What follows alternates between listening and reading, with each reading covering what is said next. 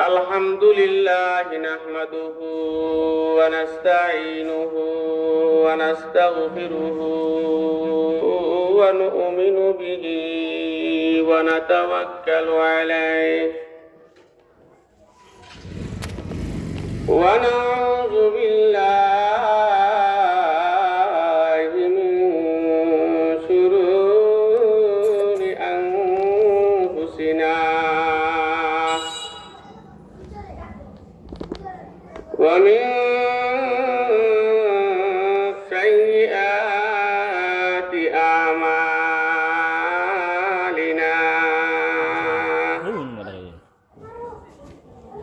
من يهده الله فلا مضل له ومن يضلله فلا هادي له ونشهد أن سيدنا ونبينا وشفيعنا وطبيبنا وطبيب قلوبنا ومولانا محمدا عبده ورسوله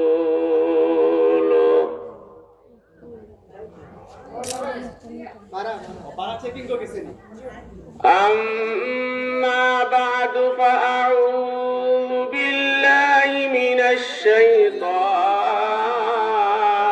الشيطان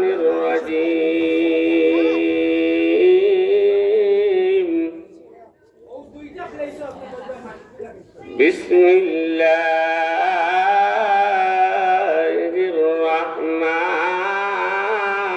الرحمن الرحيم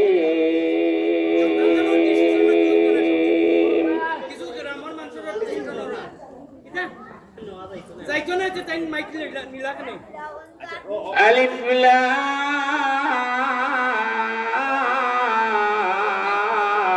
لام ميم ذلك الكتاب لا ريب فيه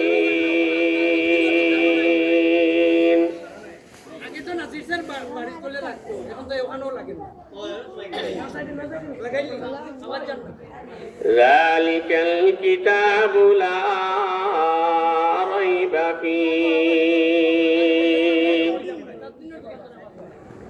هدى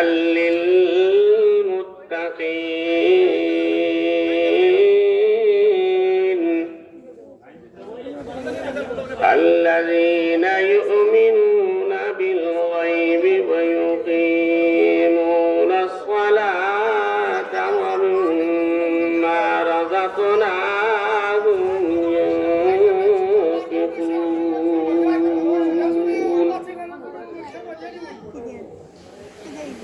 والذين يؤمنون بما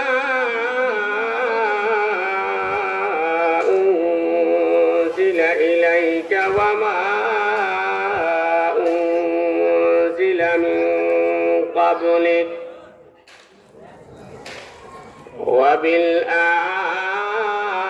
وبالآخرة هم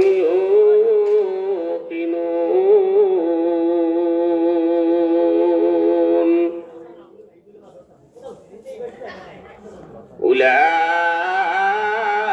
أولئك على هدى من ربهم وأولئك هم المفلحون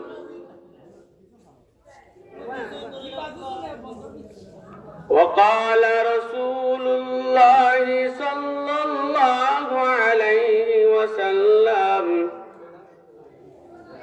من أتاه الله مالا فلم يؤت زكاته مثل له يوم القيامة شجاعا أقرع له زبيبتان يطوقه يوم القيامة ثم يأخذ بلهزمتيه ثم يقول أنا مالك وأنا كنزك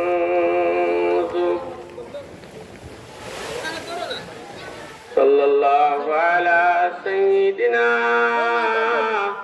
ومولانا محمد وعلى آله وأصحابه وسلم صلى الله على سيدنا ومولانا محمد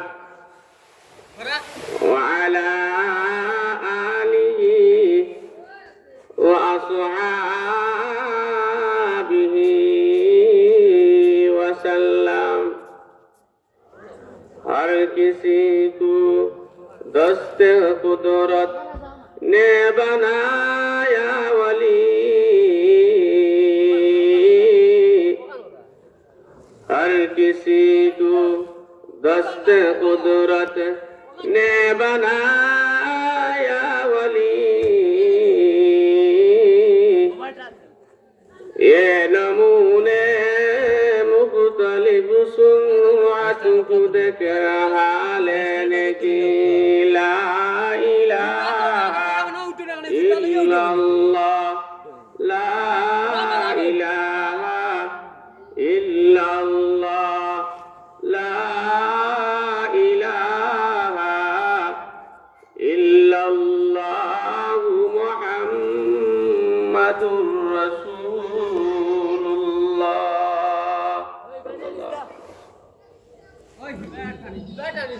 আলহামদুলিল্লাহ, আল্লাহ রাব্বুল আলামিনের অসংখ্য গণিত শুকরিয়া যে মহান রাব্বুল আলামিন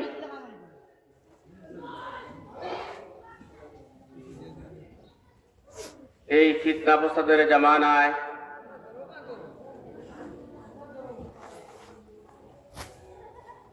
চতুর্দিকে ইসলাম বিদ্বেষী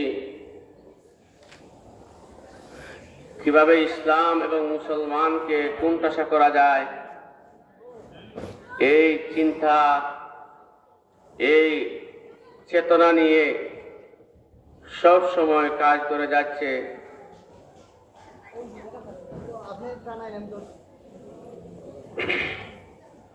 তারা উত পেতে বসে আছে কিভাবে ইসলাম এবং মুসলমানকে এই পৃথিবীর মানচিত্র থেকে উৎখাত করা যায়। তাদের সমস্ত শক্তি, তাদের সমস্ত জনশক্তি তারা ইসলাম এবং মুসলমানকে নিধন করার জন্য, ইসলাম এবং মুসলমানকে চিরতরে পৃথিবীর মানচিত্র থেকে উৎখাত করার জন্য এরা সব সময় চেষ্টা করে যাচ্ছে। যে রাসূলুল্লাহ সাল্লাল্লাহু আলাইহি ওয়াসাল্লাম বলেছিলেন যে আখিরি জমানা আসবে, মানুষের ঈমান বাঁচানো এরকম কঠিন হইয়া দাঁড়াইবে, যেরকম ভাবে জ্বলন্ত আংরা হাতে রাখলে যেরকম কঠিন, ঠিক তেমনি ভাবে মানুষের ঈমান এবং ইসলামকে এরকম বাঁচানো কঠিন হইয়া যাইবে। আজকে সেই মুহূর্ত চলতেছে আমাদের। আমরা জানি মুসলমান বীরের জাতি, মুসলমান সিংহের জাতি, মুসলমান কা পুরুষের জাতি নয়। কিন্তু দেখা যায় যে আজকে সমস্ত কুফরি শক্তি আমাদেরকে মারার জন্য, আমাদেরকে কিভাবে ষড়যন্ত্র করে আমাদেরকে আটকানো যায় সেই চিন্তা, সেই চেতনা নিয়ে কাজ করে যাচ্ছে এবং আমরাও তাদের কাছে সিলিন্ডার হয়ে যাচ্ছি। কোন কারণে আমাদের শাইখুল হিন্দ মাহমুদ হাসান দেওবন্দি রহমতুল্লাহ আলাইহি বলেছেন যে তিনি যখন মাল্টা জেল থেকে বের হয়ে আসলেন তখন তিনি বলেছিলেন যে মুসলমান পদপতনের দুইটি কারণ, এর মধ্যে থেকে একটি কারণ হলো মুসলমান পরস্পরের মধ্যে ঝগড়া ফসাদে লিপ্ত, 2 নম্বর কারণ হইল মুসলমানের বাচ্চারা পবিত্র কুরআনে কারিমের তালিম থেকে বঞ্চিত। এই 2 কারণে অথচ যারা আমাদের দিকে চোখ তুলে তাকানোর সাহস পাইত না, এরা আজকে আমাদের দিকে গর্জন দিয়ে তাকায়। এর মানে বুঝতে হবে, এর মানে হলো আমরা আমাদের যে মুসলমানিত্ব ছিল সেটা আমাদের মুসলমানিত্ব আমাদের মাঝে নেই, যার কারণে আজকে সর্বদিক থেকে আজকে আমরা নির্যাতিত নিপীড়িত, সর্বদিক থেকে আমরা নির্যাতিত নিপীড়িত। এই জন্য আমাদেরকে এই জিনিস থেকে যদি আমরা উদ্ধার হতে হয়, যদি আমরা আমাদের যে ঐতিহ্য আছে সেই ঐতিহ্য যদি আমাদের ধরে রাখতে চাই, তাহলে অবশ্যই আমরা প্রকৃত মুমিন হইতে হইবে, মুত্তাকি হইতে হইবে। যদি আমরা মুত্তাকি হই, আল্লাহকে আমাদের অন্তরে যদি আল্লাহর ডর ভয় থাকে, ইনশাআল্লাহ কোন শক্তি নাই আমাদেরকে পরাজয় করার জন্য। এই জন্য আমি সূরা বাকারার কিছু আয়াত আমি আপনাদের সামনে তেলাওয়াত করেছি এবং নবী মুহাম্মদ রাসূলুল্লাহ সাল্লাল্লাহু আলাইহি ওয়াসাল্লামের হাদিসের ভান্ডার থেকে একটি হাদিসও আমি আপনাদের সামনে পাঠ করেছি। আমার তেলাওয়াতকৃত আয়াতে আল্লাহ রাব্বুল আলামিন বলেন, আলিফ লাম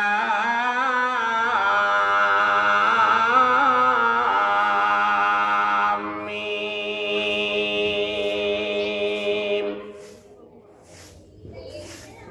এই আয়াতের অর্থ, এই শব্দের অর্থ আল্লাহ ছাড়া কেউ বলতে পারবে না। এই জায়গার মধ্যে এই আয়াত হরফে মুকাত্তা আয়াত, এই শব্দ আনলেন কেন?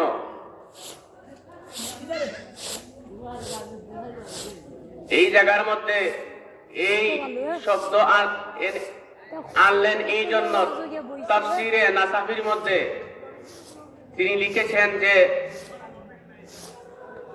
যে সময় কুরআন শরীফ নাজিল হওয়ার আগ মুহূর্ত আরবি ভাষার জংকার ছিল। আরবি ভাষায় মানুষে কবিতা রচনা করত এবং কাবা ঘরের দোয়ারে লটকিয়ে রাখত। আল্লাহ রাব্বুল আলামিন এই আয়াত দিয়ে আল্লাহ রাব্বুল আলামিন এদেরকে চ্যালেঞ্জ ছুড়ে দিয়েছেন যে তোমরা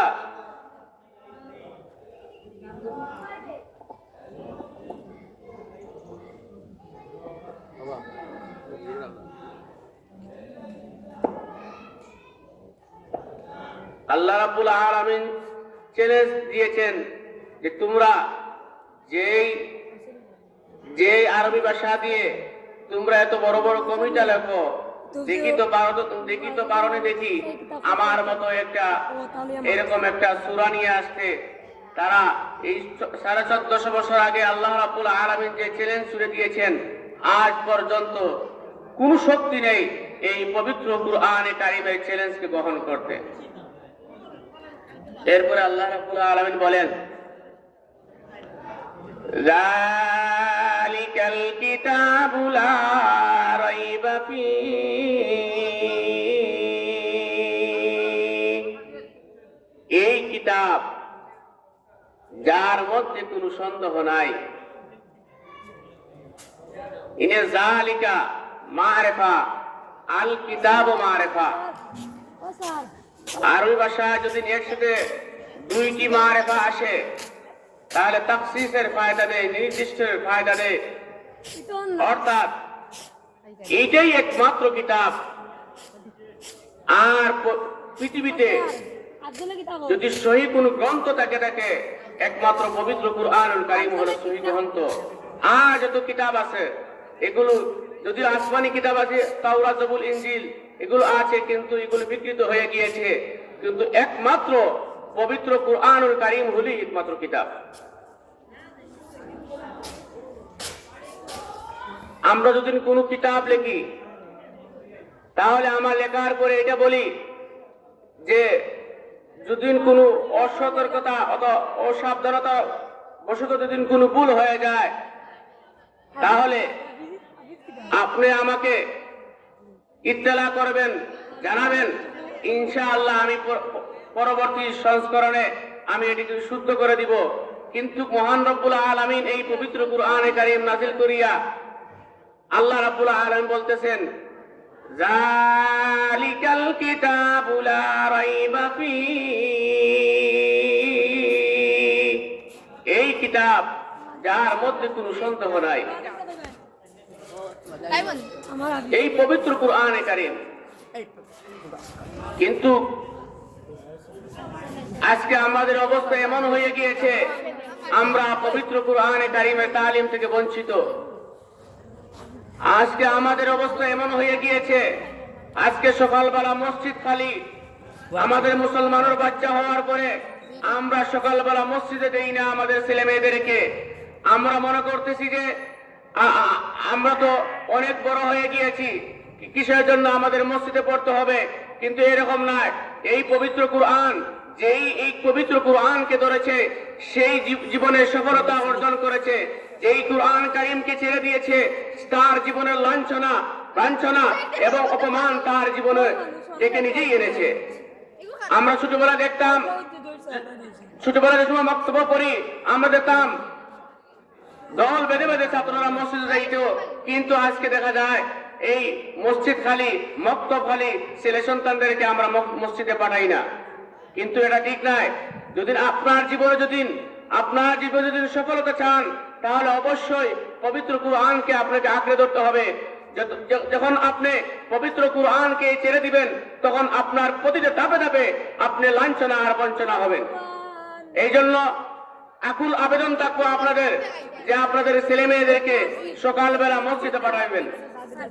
এরপর আল্লাহ রাব্বুল আলামিন বলেন, হুদাল্লিল মুত্তাকিন, এই পবিত্র কুরআনে কারীম মুত্তাকিদের জন্য, খুদা বিরোধীদের জন্য হেদায়েত।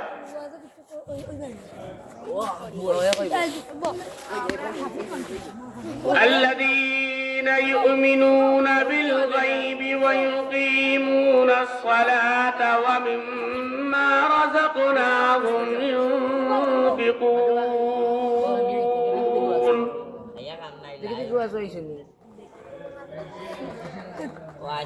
যারা ঈমান আনবে অদৃশ্য বিষয়ের উপর, ওয়ায়ুকিমুনাস সালাহ, এবং নামাজ কায়েম করবে, ওয়া মিম্মা রাযাকনাহুম ইউনফিকুন,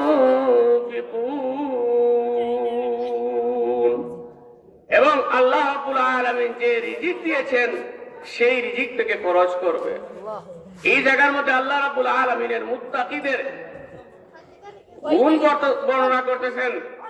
যারা অদৃশ্য বিষয়ের উপর বিশ্বাস স্থাপন করবে, অর্থাৎ আল্লাহকে না দেখে বিশ্বাস স্থাপন করবে, রসুলকে না দেখে বিশ্বাস স্থাপন করবে, ফেরেশতাদেরকে না দেখে বিশ্বাস স্থাপন করবে, ওয়ায়ুকিমুনাস সালাহ, নামাজ কায়েম করবে। ইবনে কাসির রাহমাতুল্লাহি আলাইহি নামাজ কায়েম ইকামতে সালাতের তাফসীর করতে গিয়ে তিনি বলেন যে আল মুহাফাযাতু আলা ওয়াক্তিহা ওয়া রুকুইহা ওয়া খুশুইহা, যে সময় মতো নামাজ পড়া, খুশু খুজুর সহিত সময় মতো নামাজ পড়া হলো ইকামতে সালাত। এরপর আল্লাহ রাব্বুল আলামিন বলতেছেন, ওয়া মিম্মা রাযাকনাহুম ইউনফিকুন,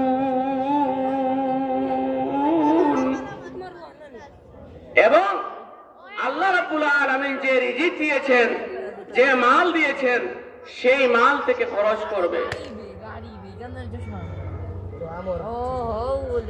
হাদিস শরীফের মধ্যে এসেছে মান আতাহুল্লাহু মালান ফালাম ইউদ্দি যাকাতা মুসিলা লাহু ইয়াউমাল কিয়ামাতি শুজাআ আকরা আলা লাহা যাবিবাতান তাওতুহু ইয়াউমাল কিয়ামা সুম্মা ইয়াখুযুহু বিলিযমাতাই সুম্মা ইয়াকুলু আনা মালুক ওয়া আনা কানজু। যারে আল্লাহ সম্পত্তি দিয়েছে কিন্তু সম্পত্তি আল্লাহর রাস্তায় খরচ করে না, যে আল্লাহ রাব্বুল আলামিন হাশরের ময়দানে অজগর সাপ তার গলার মধ্যে পেঁচিয়ে দিবেন, আর এই সাপে বলবো আনা মালু ওয়া আনা কানজু, আমি তোমার মাল, আমি তোমার পুঞ্জীবিত সম্পদ। যে সম্পদ আমরা জমা করার জন্য আমার জীবনের সবকিছু আমি বিসর্জন দেই, যদি এই সম্পদ যদি আমি আল্লাহর রাস্তায় ব্যয় না করি, যাকাত না দেই, সদকা না দেই, সবকিছু আদায় না করি, গরিব বুড়াদের হক যদি আদায় না করি, তাহলে এই সম্পদ এক সময় আমার জন্য কাল হইয়া দাঁড়াইবে। আমার গলার মধ্যে এই সাপ দিয়ে, অজগর সাপ দিয়ে আমার গলার মধ্যে বেরি পরিয়ে দেওয়া হবে, আর এই সাপে দংশন করতে থাকবে যে আমি তোমার মাল, আমি তোমার পুঞ্জীবিত সম্পদ। এরপরে আল্লাহ রাব্বুল আলামিন মুত্তাকিনদের সিফত বর্ণনা করতেছেন, ওয়াল্লাযীনা ইউমিনুনা বিমা উনজিলা ইলাইকা ওয়া মা উনজিলা মিন ক্বাবলিক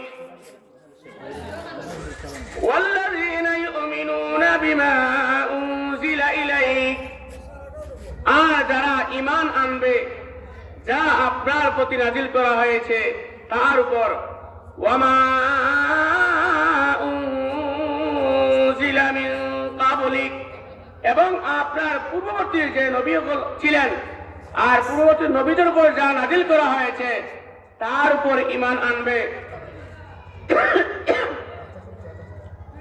ওয়াবিল আখিরাতি হুম ইউকিনুন, আর আখিরাত যে একটা আছে সেটাকে বিশ্বাস স্থাপন করবে। এই 5 গুণ যার মধ্যে আছে, 1 নম্বর হইল যারা আল্লাহর অদৃশ্য বিষয়ের উপর বিশ্বাস স্থাপন করবে, 2 নম্বর হইল নামাজ কায়েম করবে, 3 নম্বর হইল আল্লাহ রাব্বুল আলামিন যে রিজিক দিয়েছেন সেই রিজিক থেকে খরচ করবে, 4 নম্বর হইল আল্লাহ রাব্বুল আলামিন যা নাজিল করেছেন আপনার উপর হে নবী মুহাম্মদ তার উপর বিশ্বাস স্থাপন করবে, এবং আপনার পূর্ববর্তী নবীদের উপর যা নাজিল করেছেন তার উপর বিশ্বাস স্থাপন করবে। আর 5 নম্বর হইল আখিরাতকে বিশ্বাস স্থাপন করবে। এই 5 গুণ যে মানুষের মধ্যে থাকবে সে হলো মুত্তাকি, সে হলো খুদাবিরু। এরপরে আল্লাহ রাব্বুল আলামিন তাদের পুরস্কার ঘোষণা করতেছেন, উলাইকা আলা হুদাম মির রাব্বিহিম ওয়া উলাইকা হুমুল মুফলিহুন,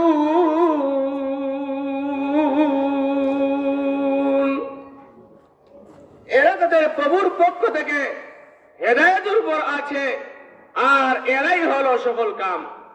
যার মধ্যে এই 5টা গুণ আছে, ঈমান বিল গায়ব আছে, এবং নামাজ কায়েম করবে, যাকাত দিবে, এবং আল্লাহ রাব্বুল আলামিন নবী মুহাম্মদ রাসূলুল্লাহ সাল্লাল্লাহু আলাইহি ওয়াসাল্লামের উপর যা নাযিল করেছেন তার উপর ঈমান আনবে, এবং পূর্ববর্তী নবীদের উপর যা নাযিল করেছেন তার উপর ঈমান আনবে, এবং আখিরাতকে মনে করে বিশ্বাস করবে। এই 5টি গুণ যার মধ্যে আছে, আল্লাহ রাব্বুল আলামিন বলতেছেন যে এরাই তার প্রভুর পক্ষ থেকে হেদায়েতের উপর আছে, আর এরাই হলো সফল কাম। আমরা দুদিন দেখি, দুনিয়ার বুকে যদি দেখি, দুদিন কেউ বাংলাদেশের রাষ্ট্রপ্রধান যদি বলে, কোন মানুষকে যদি বলে যে তোমার কোনো ভয় নাই, তুমি সফল কাম, তুমি আমার পক্ষ থেকে তুমি ইনশাআল্লাহ সহায়তা পাইবে, তুমি সফল কাম। তাহলে আমরা বহুত কিছু পেয়ে ফেলেছি বলতে চাই, কিন্তু দুনিয়ার যে আল্লাহ রাব্বুল আলামিন এই দুনিয়া সৃষ্টি করলেন, আমাদের সবাইকে আল্লাহ রাব্বুল আলামিন সৃষ্টি করলেন, আমাদের রিজিকের মালিক, আমাদের হায়াতের মালিক, আমার মৃত্যুর মালিক যে মহান রব্বুল আলামিন, সেই মহান রব্বুল আলামিন বলতেছেন যে এরা আমার পক্ষ থেকে হেদায়েতের উপর আছে, আর এরাই হলো সফল কাম। কিন্তু আজকে আমরা এমন অবস্থা খুঁজতেছি যে আজকে আমরা এই দিক থেকে পবিত্র কুরআনের কারিমের তালিম থেকে বঞ্চিত হইয়া নামাজ না পড়িয়া আমরা আজকে সফলতা খুঁজতেছি। কিন্তু যার জন্য আমি সফলতা খুঁজতেছি, এই সন্তানও আমার একদিন আমার বিরুদ্ধে দাঁড়িয়ে যাইবে। আমি যে আমার জীবনের সবকিছু আরাম আয়ের সবকিছু ছেড়ে আমি আমার সন্তানকে প্রতিষ্ঠিত করার জন্য আমি আমার আহালকে, আমি আমার পরিবারকে প্রতিষ্ঠিত করার জন্য জীবনের সমস্ত সুখ শান্তি সবকিছু বিসর্জন দিয়ে আমি করতেছি, অথচ এই সন্তান, এই স্ত্রী, এই আত্মীয় স্বজন একদিন আমার বিরুদ্ধে দাঁড়িয়ে যাইবে। যেমন আল্লাহ রাব্বুল আলামিন তার পবিত্র কোরআনে কারিমের মধ্যে বলেছেন, তোমরা সুযোগ করে দিই, يوم يفر المرء من أخيه وأمه وأبيه وصاحبته وبنيه لكل امرئ منهم يومئذ شأن يغنيه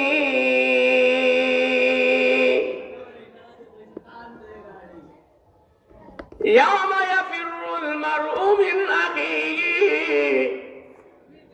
সেই দিন অর্থাৎ কিয়ামতের দিন ব্যক্তি তার ভাই থেকে পলায়ন করবে,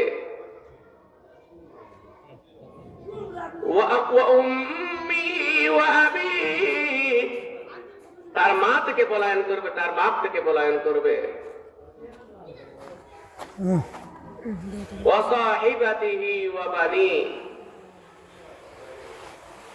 এবং তার স্ত্রী তার থেকে পলায়ন করবে, এবং সন্তানাদি তার বাপ থেকে পলায়ন করবে। সবাই ইয়া নফসি ইয়া নফসি বলবে। যে স্ত্রী বলবে আমার কোনদিন বিবাহ হয় নাই, আর স্বামী বলবে আমি কোনদিন বিবাহ করি নাই। এরকম অবস্থা হইবে। সেই কঠিন মুহূর্তে মহান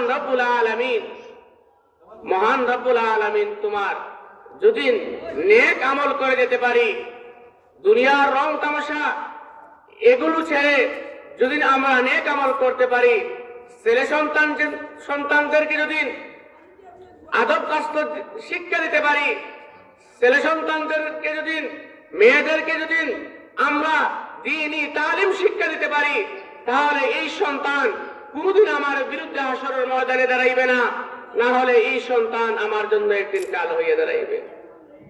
কিন্তু আমরা যে সফলতা খুঁজছি, আমরা যেদিকে সফলতা খুঁজছি, আসলে এইদিকে আমাদের সফলতা নাই।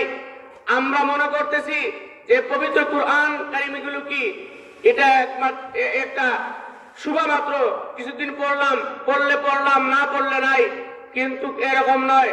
আমরা যদি দেখি সাহাবায়ে কেরাম রিদওয়ানুল্লাহি তাআলা আলাইহিম আজমাইন যদি তাকাই, তাহলে এরা সফলতা খুঁজেছে নবী মুহাম্মদ রাসূলুল্লাহ সাল্লাল্লাহু আলাইহি ওয়াসাল্লামের সিরাতের মধ্যে, এবং এরা সফলতা খুঁজেছে পবিত্র কুরআনের তালিমের মধ্যে।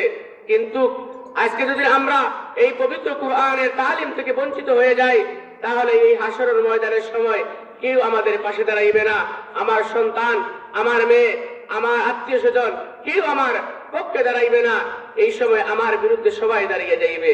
এই জন্য সময় থাকতে আপনারা এই মাদ্রাসা প্রতিষ্ঠা করেছেন, আপনাদের গ্রামে যারা প্রতিষ্ঠান, আপনাদের মহব্বত আর ভালোবাসা এই মাদ্রাসার প্রতি আছে, যার কারণে এত মোটা এক বিল্ডিং আপনারা স্থাপন করেছেন।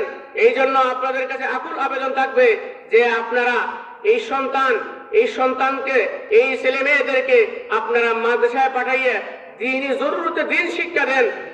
তা না হলে এই সন্তান একদিন আপনার বিরুদ্ধে হাসরের ময়দানের সময় আপনাকে কাঠগড়ায় দাঁড়াইবে, আপনাকে অপরাধীর বেশে। যে এই সন্তান বলবে যে কোনোদিন আমার মা, কোনোদিন আমার বাপে আমাকে দ্বীনি তালিম শিক্ষা দেয় নাই, আমাকে দুনিয়া খাওয়ার জন্য আমাকে কিভাবে মাস্টার বানানো যায়, আমাকে কিভাবে MBBS বানানো যায়, আমাকে কিভাবে ডাক্তার বানানো যায়, এই চিন্তা আমাকে নিয়ে করেছে। কোনোদিন আমাকে দ্বীনি শিক্ষা দেয় নাই, পর্দা শিক্ষা দেয় নাই, কুরআনে কারিমের তালিম শিক্ষা দেয় নাই। সুতরাং আমার মা আর বাপকে আনো, তাদের গর্দানে পাড়া দিয়ে আমি জাহান্নামে যাইব, এইরকম অবস্থা হইবে। এই জন্য আমরা যদি প্রকৃত যদি তাকওয়ালা হইতে চাই, আমাদের মধ্যে যে আগে বলেছিলাম যে 5টি গুণ, এটা অর্জন করতে হবে। এই 5টি গুণ অর্জন করতে হলে অবশ্যই মাদ্রাসায় পড়তে হবে, মাদ্রাসায় জরুরতে দিন শিক্ষা করতে হবে। তখন আল্লাহর মারিফত, ইলম থাকলে আল্লাহর মারিফত ইনশাআল্লাহ আস্তে আস্তে আসবে। ওয়া আখিরু দাওয়ানা আলহামদুলিল্লাহি রাব্বিল আলামিন।